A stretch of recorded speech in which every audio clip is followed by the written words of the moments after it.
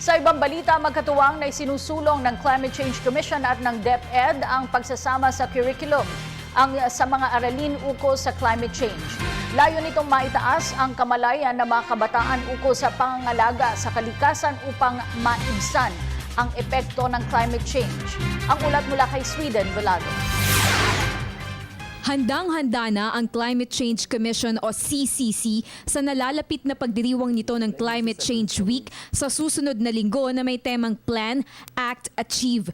Ayon kay CCC Secretary Lucille Sering, kabilang sa aktibong isinusulong ng kanyang komisyon, katuwang ang kagawaran ng edukasyon ang pagsama ng mga aralin hinggil sa climate change sa curriculum sa ilalim ng programang K-12 para sa mga subject tulad ng siyensya at sibika upang mas mapalawak ang kaalaman at tumaas ang kamalayan ng mga kabataan sa pag-adapt sa pabago-bagong klima, gayon din ang tamang pangangalaga sa kalikasan.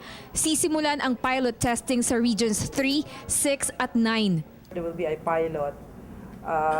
We will start integrating it on the next school year on the second grading, and then on the third grading we will monitor and evaluate the effects or the impact and the benefits of doing that.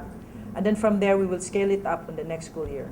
Dagdag ni Sering, bukod sa DepEd, nakikipag-ugnayan din sila sa DOH pagdating sa information drive dahil ang malalakas na bagyo na dulot ng climate change ay isa sa mga itinuturong sanhi ng pagtaas ng mga kaso ng malaria at dengue dahil madalas dumarami at nabubuhay ang lamok sa maruruming tubig gaya ng baha. It's the extreme weather kung saan pag madalas mag-ulan.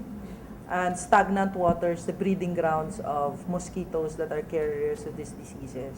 Kung saan man yan, karamihan nandun yung mga kababayan natin na marginalized.